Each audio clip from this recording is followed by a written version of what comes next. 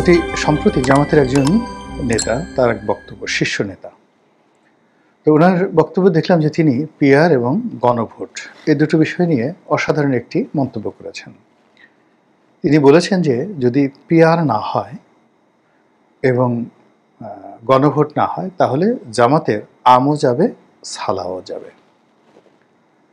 এখন জামাতের আমটা কি আর সালাটা কি, এই বিষয়টা নিয়ে আলোচনা করব। একই সঙ্গে যদি জামাতের আম হয়, সালা হয়, দুটো থাকে, তাহলে তাদের এই মুহূর্তে প্রধান প্রতিদ্বন্দ্বী বিএনপি, তাদের আম এবং সালার অবস্থা কি হবে। 2 নম্বর হলো যে যদি জামাতের আম সালা চলে যায় তাহলে বিএনপির কি হবে। 2 নম্বর হলো যে এই মুহূর্তে আমরা যে একটা অসম রাজনৈতিক প্রতিযোগিতা দেখতে পাচ্ছি, এই প্রতিযোগিতা হয় না, কখনো হয় না। এমন একটা পরিস্থিতিতে আপনার মাঠে একটা রেস হলো, যেখানে একটা ঘোড়া, যেখানে একটা ছাগল, তারপরে যেখানে একটা গর্ধপ, যেখানে একটা মুরগি, তারপরে যেখানে একটা খরগোশ একসাথে ছেড়ে দেওয়া হলো। তারপরে বাঁশিতে ফু দেওয়া হলো, বলে তোমরা দৌড় দাও, যে ফার্স্ট হবে তাকে নোবেল পুরস্কার দেওয়া হবে, বিশাল নোবেল পুরস্কার দেওয়া হবে। এখন বলেন তো অবস্থাটা কি হবে। সারাটা মানুষ হাসতে হাসতে মরে যাবে, আর ওই পাশে একটা নোবেল কমিটি বসে আছে যে দেখি মুরগিটা ফার্স্ট হয়ে যায় কিনা, বা ঘোড়াটা আসলে কি করে। এরকম একটা অদ্ভুত প্রকৃতিতে, এরকম অদ্ভুত অদ্ভুত ঘটনা ঘটে যায়। এই যে আমরা যে কার্টুনগুলো দেখি বা কার্টুনগুলো করি, এবং বাচ্চারা এই যে যেগুলো দেখে, পোকেমন দেখে বা অন্যান্য যে সকল কার্টুন রয়েছে, বা এখন আমরা বুড়ো হয়ে গেছি কিন্তু তারপরেও গোপাল ভাঁড়ের কার্টুন দেখি, যে অনেক সিনিয়র বয়স্ক লোক, 60 বছর, 65 বছর, 70 বছর, সারাক্ষণ বসে বসে ওই নাতির সঙ্গে গোপাল ভাঁড়ের কার্টুন দেখে। এর কারণ হলো মানুষ ফ্যান্টাসি পছন্দ করে, কল্পনার জগতে বসবাস করতে পছন্দ করে। তো নিজের হাড় জিরজিরে স্ত্রী, একজন রিক্সাওয়ালা, সারাদিন cat cat cat cat cat cat করে।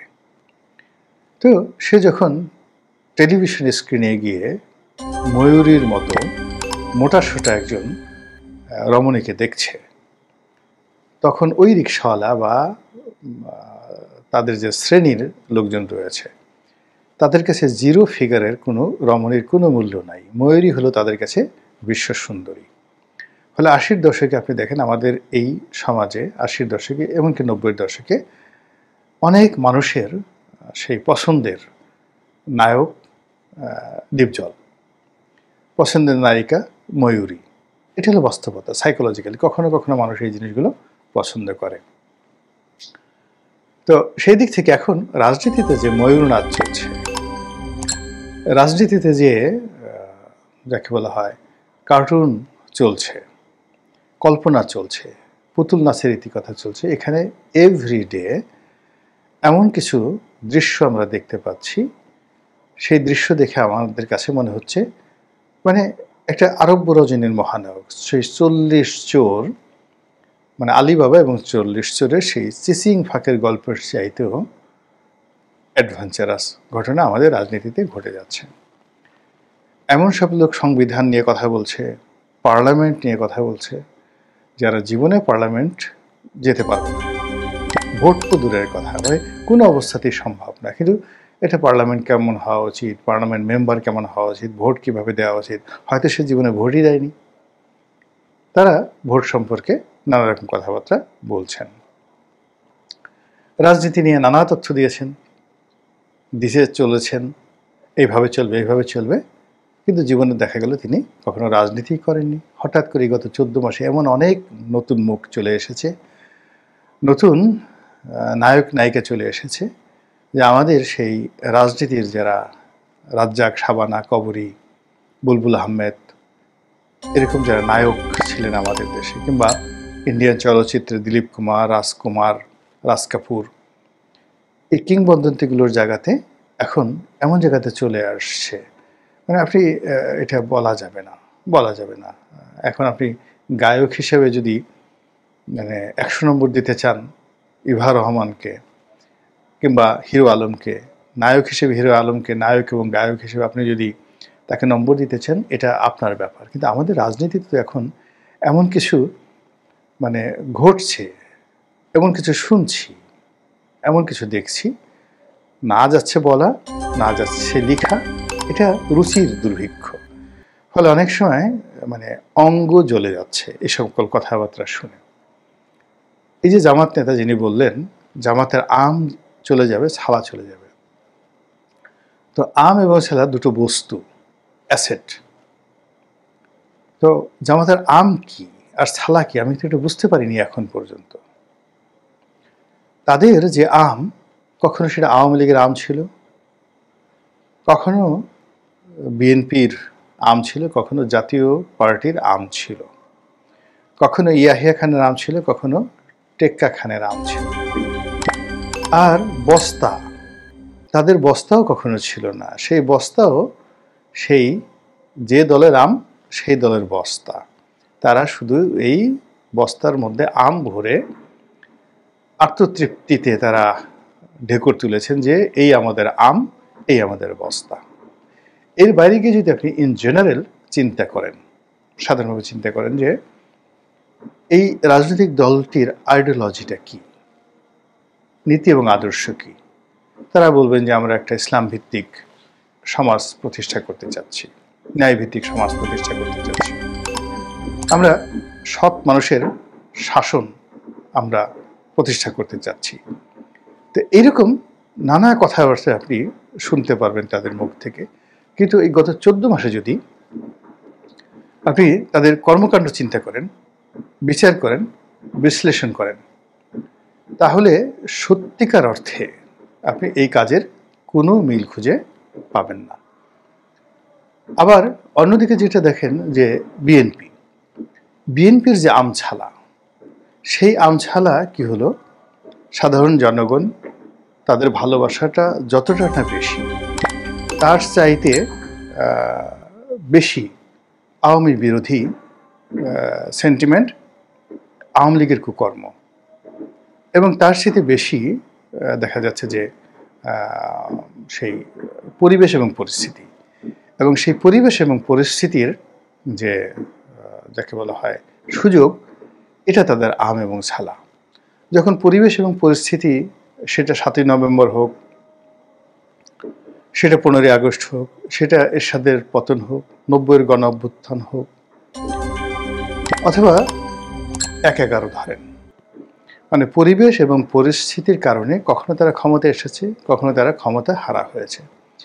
কিন্তু ইন রিয়াল সেন্স, রিয়াল লাইফে তারা মানে একেবারে জনগণকে উদ্বুদ্ধ করে, জনগণের মধ্যে একটা চেতনা তৈরি করে খুব বিশাল একটা বিজয় তৈরি করে ফেলেছেন। এটা যদি বিএনপি নেতাকর্মীরা মনে করেন, তারা নিজেদের প্রতি জুলুম করবেন। এমনকি শহীদ প্রেসিডেন্ট জিয়াউর রহমানের হানা ভোট, ৭৯-র যে পার্লামেন্ট নির্বাচন, তার নিজের প্রেসিডেন্ট নির্বাচন, এটার পেছনে একটা সুযোগ কাজ করেছে, পরিবেশ কাজ করছে, পরিস্থিতি কাজ করেছে। তো এই পরিবেশ পরিস্থিতির কারণে তিনি বিজয়ী হয়েছেন। আর তার সফলতা হলো বিজয়ীর চেয়ারে বসে তিনি যা পেয়েছেন সেটাকে তিনি সুন্দরভাবে ব্যবহার করতে পেরেছেন, এই জন্য তিনি অমরত্ব লাভ করেছেন। আর বঙ্গবন্ধুর ক্ষেত্রে যে সমস্যাটা, সেটা হলো যে তিনি সারাটা জীবন পরিশ্রম করেছেন, এবং যেই কারণে পরিশ্রম করেছেন, যে নীতি এবং আদর্শ তিনি প্রতিষ্ঠা করতে চেয়েছেন, সেটা তিনি যখন সেটা অ্যাচিভ করেছেন, অর্জন করেছেন, তখন সেটা আবার তার কর্মকাণ্ড, তার চিন্তা, তার সহযোগী সবার দ্বারা সেটা ধ্বংসপ্রাপ্ত হয়েছে। শেখ হাসিনার কি অবস্থা, যে তত্ত্বাবধায়ক সরকারের জন্য তিনি আন্দোলন করেছেন, যে গণতন্ত্রের জন্য আন্দোলন করেছেন, যে গণতন্ত্রের মানসকন্যা তাকে বলা হতো, যে তাকে উপাধি জননেত্রী বলা হতো, সেই তিনি 14, 18, 24 যা কিছু করেছেন, তা কোনো অবস্থাতেই তার আম ছালা ঠিক রাখেনি, সর্বনাশ করে ফেলেছে। তাহলে আওয়ামী লীগের ক্ষেত্রে আপনি যদি ধরেন, আওয়ামী লীগ পরিশ্রম করেছে, কিন্তু অর্জনটা আবার নিজেরা নষ্ট করেছে। আর বিএনপি যদি ধরেন, সেটা হলো বিভিন্ন পরিবেশ পরিস্থিতি তৈরি হয়েছে, সেটা এরশাদের দ্বারা হোক, সেটা জাসির সাত্তার দ্বারা হোক, সেটা বঙ্গবন্ধুর দ্বারা হোক, সেটা শেখ হাসিনার দ্বারা হোক, ওটার যে সুযোগগুলো যখন তারা গ্রহণ করতে পেরেছে তখনই তারা সফল হয়েছে। তো সেই দিক থেকে গত 14 মাসে জামাতের যে আমছালা, সেই আমছালাটা আসলে তৈরিই হয়নি।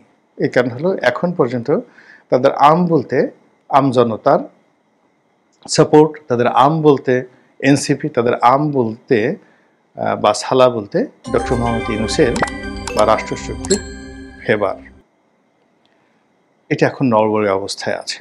সেটা পিআর হোক, পিআর পদ্ধতির গণভোট হোক, বা পিআর পদ্ধতির নির্বাচন হোক, এতে করে জামাতের আমও হবে না, সালাও হবে না।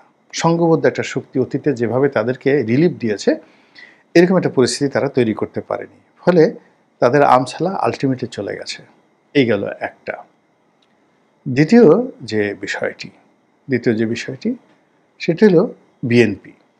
এখন বিএনপি গত 14 মাসে, অতীতে যদি আপনি বিএনপির সফলতাগুলো ধরেন, 91 সালে তাদের সরকার গঠন,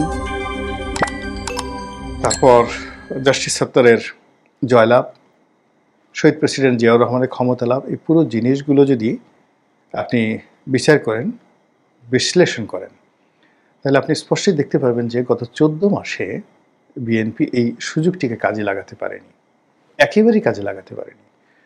ফলে সব অপরচুনিটি তাদের আম এবং ছালা যেভাবে অতীতে তাদেরকে সফলতার স্বর্ণ শিখরে পৌঁছে দিয়েছিল, সেটি এবার এসে যাকে বলা হয় তাদের জন্য বুমেরাং হয়ে পড়েছে। ফলে এই যে এখন যে বিষয়গুলো নিয়ে উত্তপ্ত বাক্য বিনিময় হচ্ছে, হানা ভোট হবে, পিআর পদ্ধতি নির্বাচন হবে, গণভোট হবে, সংবিধান সংশোধন হবে, এগুলো সবই কথার কথা। এগুলো রাজনীতির ময়দানে যে সকল নাটক দেখছেন, প্রতিযোগিতা দেখছেন, যে সকল সভা সমিতি মিটিংগুলো দেখছেন, এগুলো কার্যত কোনো ভূমিকা রাখবে বা কোনো রিলিফ দিবে, বা যারা এখন এই মুহূর্তে খেলছেন তারা গোল করতে পারবেন, তারা বিজয়ী হতে পারবেন, বাংলাদেশের ইতিহাস এরকম বলে না। আমাদের পটুয়াখালী বরিশাল অঞ্চলে একটা কথা আছে, খায় দায় চিকন আলী, মোটা হয় রমজান। তো এখন যারা কাজ করছেন, আন্দোলনের জন্য মাঠ গরম করছেন, যারা রাষ্ট্র ক্ষমতা চালাচ্ছেন, এদেরকে আপনি চিকন আলী যদি হিসেবে ট্রিট করেন, ধরে নেন দেয়ার ইজ এ রমজান, খায় দায় চিকন আলী, মোটা হয় রমজান। রমজান মোটা হচ্ছে। এখন সেই রমজান মোটা হয়ে কবে সামনে আসবেন এবং বুক চাপড়ে বলবেন যে আমি রমজান, আর কবে সেই রমজানের পবিত্র মুখ দেখে আমরা একটা নতুন রাজনীতির আমছালার ইতিহাস রচনা করব বা ইতিহাসের সাক্ষী হব, সেটা একমাত্র আল্লাহ রাব্বুল আলামিন জানেন। আসসালামু আলাইকুম রহমতুল্লাহি ওয়া বারাকাতুহু।